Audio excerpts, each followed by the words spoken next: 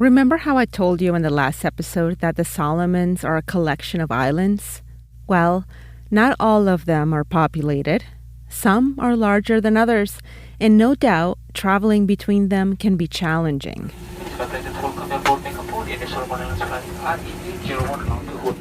Early one morning, Dorothy, Rob, and I got into a small propeller plane and headed to Munda, the largest settlement in the western Solomonese island of New Georgia. About an hour later, we landed on a single airstrip that was built by Japanese forces and dates back to the 1940s. Our hotel was only 2 blocks away from the airport, but it faced the water, and we could see at least 4 very lush islands in the distance. And I know this sounds cliché, very much so, but it felt like a world away. From the capital, Honiara, from airports, cars, cell phones. So it's our 3rd day in the Solomon Islands. And we've left Honiara, the capital, and landed in Munda. It is idyllic, really. It's like your idea of a paradise island, the turquoise waters and a bunch of little islands, and the waters are calm and warm. I wanted to jump in the water as soon as I saw how bright and clear it was, and people started talking about the crocs and how they probably wouldn't bug us here because it's an area of a lot of traffic, a lot of boat traffic, and they wouldn't want to mess with that. But the thought of going into waters where there's crocodiles definitely dissuaded me. This frustration of being on a gorgeous tropical island and yet being afraid of getting eaten stayed with Rob and I the whole trip. But never mind, we've come all this way to tell you about tuna in the Solomon Islands, not to vacation. This is The Catch, a podcast from Foreign Policy about the seafood we eat and the impact it can have on our world. I'm Ruxandra Guidi. Episode 2, Tuna Bonanza.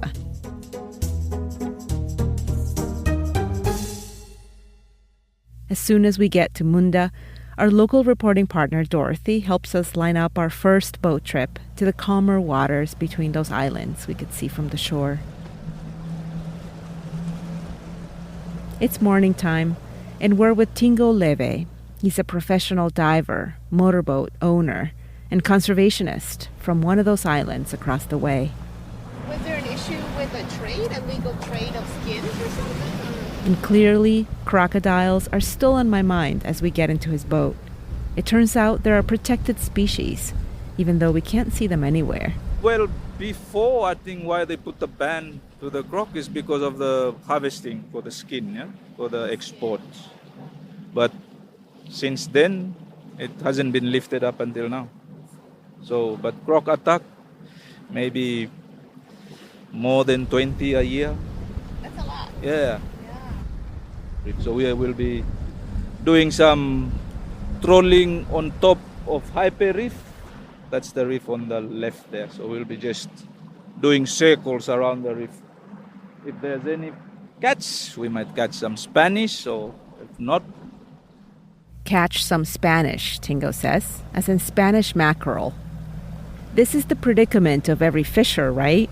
Sometimes you catch, and sometimes you don't. But you try your best by going to where the fish should be, and at the best time of the day. And these reefs are in pretty good health? Yes, for this one, yes, because of there's not much villages on this side. And Munda, where the population is, it's further out, so yeah, not much pressure on this one. That's why people in Munda, if they want to fish, they come out here. It's much closer and easier rather than go looking for wasting fuel, or you have to get more fuel if you want to go out to go find the pelagics, like the yellowfin, the skipjack. They are outside and you need to go further out. Yeah. We tried to see if we can meet some birds, but They're on a break. no birds. Tingo is not scanning the water, but he's looking to the sky for signs of where to fish. Because whenever a fisher finds groupings of albatross or cormorants flying above the sea, he's likely to find a school of fish under them. Means that there's fish. There's one boat outside there too, but I don't think. So I said, okay, let's just go back to the reef. Tingo is patiently taking us all around that reef, chasing birds and going maybe 5-10 knots tops in case a fish bites. Meanwhile, we're chatting about local fishers in this area who catch for their families. They must stay out of the restricted areas, but whether they go out on a dugout canoe or a motorboat, they're expected to follow the rules set up by local chiefs, rules that have been followed for centuries. Now, Tingo worries that those customs and deference to the old ways are disappearing. And this matters because if locals catch too much, or if they catch where they shouldn't be catching, it can throw the ecosystem out of balance. The main thing is just the respect. So, like our forefathers have done it before. They said, okay, yeah, this reef at Haipe is closed. Everyone follows. Yeah, nobody is trying to be naughty. And then it opens back. So during that time, it's good. And I think the population too that time was less. So it can be managed. Now, forget it. Okay. Oh. Tingo grabs the line, but it's too late. The fish gets away. Did you put a bait on there? No, it's just a... It's just a hook? Yeah. Okay, we might go back to that. Back to that secret spot. Hey, that's a... Tingo indulges us and we keep chasing seabirds. We don't get to catch fish, but we do see a flying fish darting over the water. The sun is setting and hitting us directly on our faces. No catch today. Oh well. Part of me is relieved that a big skipjack did not get caught for our sake. It's one of the most common species here that ends up as canned tuna and is sold around the world. I love eating fish, but watching a sea creature struggling outside the water is a unique kind of torture that I'm happy to avoid. Funnily enough, we've gone out fishing multiple times every season, and we have yet to catch a fish on the catch. The next day, Dorothy, Rob, and I are on the road again, from Munda to Nauru, about an hour away. What about, I've seen mango. Right. We're driving on a curvy 2-lane road that's been carved out of a tropical forest with very tall canopies and hanging vines. And I have questions about the dugout canoes we've seen here, made out of a single hollowed-out tree trunk. Archaeologists say that tribes started building those 8,000 years ago during the Neolithic Stone Age. It's still incredible. Yes, it's an incredible design, eh? Yeah. It's like, and that's the design. Outrigger canoes are the basic design, I think. Well, that's my personal opinion. Mm-hmm. Is how yachts have come about. Yeah. No, it's incredible engineering. It's amazing stuff. But there's still that practice of making their own canoes. Yeah, I just bought one local canoe back in the village for the guy who looks after my area while I live in the city. Dorothy bought a handmade canoe for someone in her village who looks after her family compound while she's in the city. Like so many others here in the Solomons, there's a tradition of holding on to your ancestral lands in the islands and retiring there when you're ready for a quieter life. Wait, where? We're in Nauru now. But we're sort of on the outskirts of the little town going in. So you'll see there's a lot more houses and businesses. Nauru is at the edge of a bay with quieter waters on lands belonging to the Kindu people. Their worship sites are peppered around this whole area. They also fished in their dugout canoes for centuries here before they sold this part of the waterfront to SolTuna. It's the pride of the Solomon Islands. More than half of the company is owned by the Solomonese government, and the rest is controlled by the Italian-owned Bolton Group, the world's largest fish supply company. SolTuna is vital to the Solomonese economy and a major employer. We pull up to the gate, which has a blue SolTuna logo on it. Dorothy stops the car, and a guard approaches us. We can talk to this guy. Namemo? I'm speaking Gilbertese now. The Kiribati language. Oh, Yeah. right. Well, you could tell them who we are. I guess. Tu fala come round story about people waka lo side lot emerald for to fala story little bit with him. Si kai. He's shying away. He said, "Hey, me, okay." He said, "Me, I might get into trouble." He said, "Because I'm not authorized to talk." He said. I said, "It's nothing to do with that." It's understandable that the guard doesn't feel safe speaking to us. And if you've been following our podcast, you know we've had similar challenges in past seasons. Fish processing plants are notoriously closed off. So are fish meal plants, like the one we tried visiting during our last season in the Gambia and Senegal, or hatcheries like the one we visited during season 3 in Norway. These are businesses, after all, and what they do behind closed doors is a big part of their corporate know-how, their profit-making plan. But Dorothy has been inside the SolTuna plant. It's very well organized. They've got very modern equipment. They have very strict hygiene procedures. They follow all those rules, and it's amazing to see salmon islanders working in there. How many people you think are employed? I forgot now, but I'm pretty sure it's more than 1,000 people. Wow. Yeah. So this is the biggest employer here, obviously. Yeah, compared to the government, yes. Government is the biggest employer. This is By the way, SolTuna employs around 3,000 people. 2/3 of them are women. And next door to SolTuna is National Fisheries Development Limited, known as NFD, its sister company.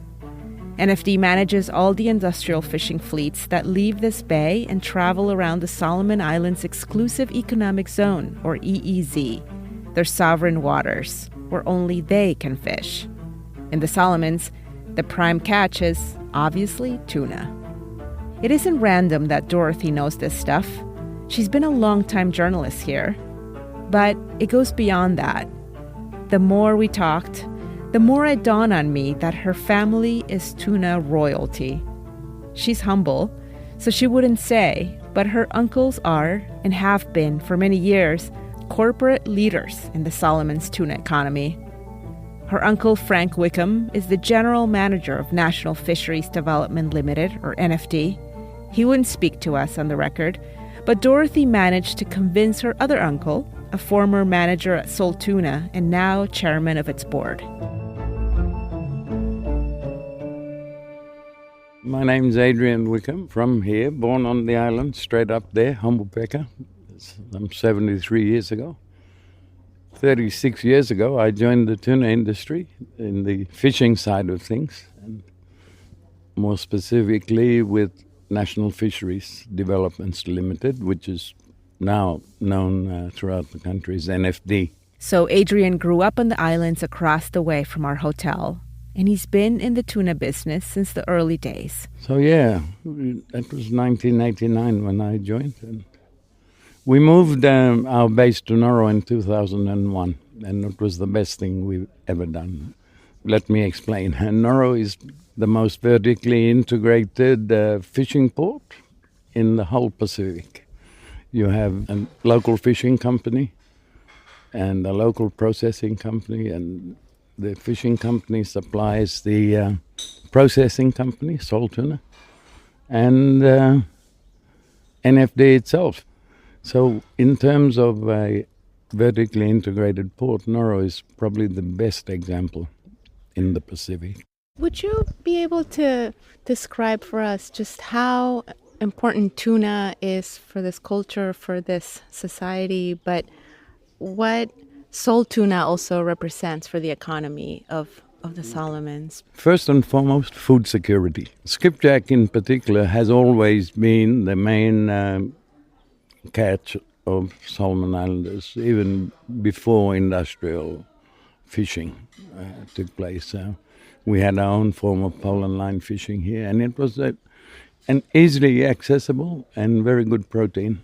So fast forward today to the industrial side, and canned tuna is such an important food security item.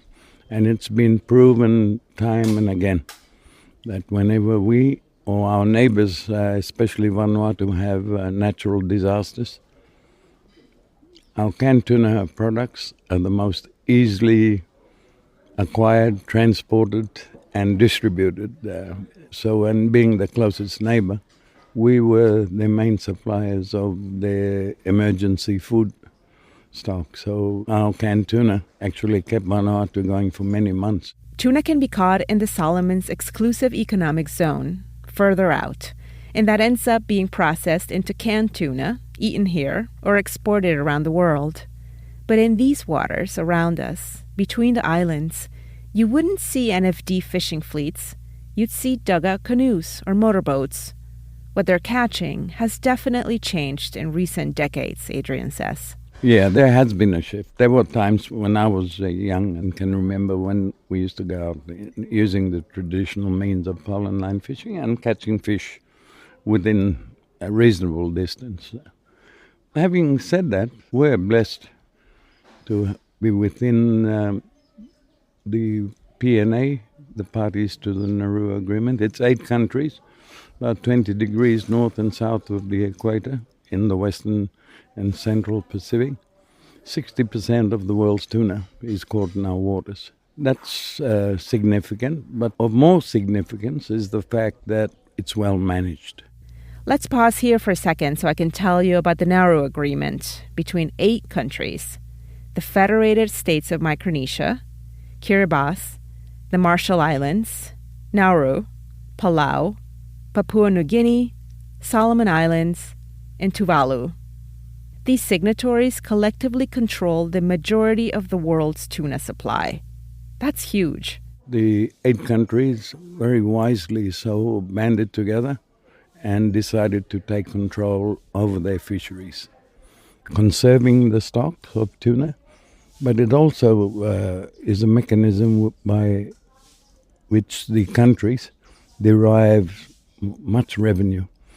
And especially for countries like Tuvalu and Kiribati and these small atoll island countries, tuna revenue is their mainstay of their economy. But it is a well-managed fishery, and like I say, we're really blessed to be in the middle of it all. As Adrian says, the Solomon Islands really are blessed with tuna, with these partnerships with other small island nations, and with an industry that's well managed. Over so many seasons, we've talked about IUU fishing, illegal, unreported, and unregulated fishing. This is something that is a big concern in West Africa or South America. But here in the South Pacific, that doesn't seem to be top of mind, at least not according to Adrian Wickham, due to the strength of this regional cooperation. This Nauru Agreement has mostly held up. Once again, all the checks and balances are generally there, so to make sure that it's well documented. And we have a really good traceability system in place. But there is something that does concern Adrian, something that can upend entire fisheries: climate change. Fish are impacted by it, like the rest of us. And this is making the tuna inside the Solomons EEZ migrate eastward, away from its waters. What are the conversations that you're a part of about how to address this? The research is continuing, but what's going to be interesting for Papua New Guinea and the Solomon Islands is that we have a resident stock. The question is, will that continue? And will fisheries, tuna fisheries, become in the future just a high seas fishery? So it is a concern. I don't think I'll be around to see the full effect of that, but I'm concerned for future generations. That concern for the future of the tuna population is very much on the minds of people in the Solomons today. It's only one of many ways in which island nations like this one are having to adapt to a warming planet. And the Solomons and their neighbors are trying to be as proactive as much as they can. Now more than ever, you need multiple voices talking about issues that impact the ocean. And that's it for this episode of The Catch. Our show is a production of Foreign Policy in partnership with the Walton Family Foundation. Our production team includes Rosie Julin, Rob Sachs, and Susanna Mays. Special thanks to my co-reporter, Dorothy Wickham. If you like what you're hearing, let us know. We'd love to hear from you. Email us at podcasts@foreignpolicy.com and tell us what the catch means to you. Maybe it's inspired you to work on fisheries or to eat more seafood. Maybe after listening to the podcast, you shared a fun new fish fact with a friend and they learned something new. Tell us at podcasts@foreignpolicy.com. Thanks for listening. I'm Ruxandra Guidi, and we'll see you next week.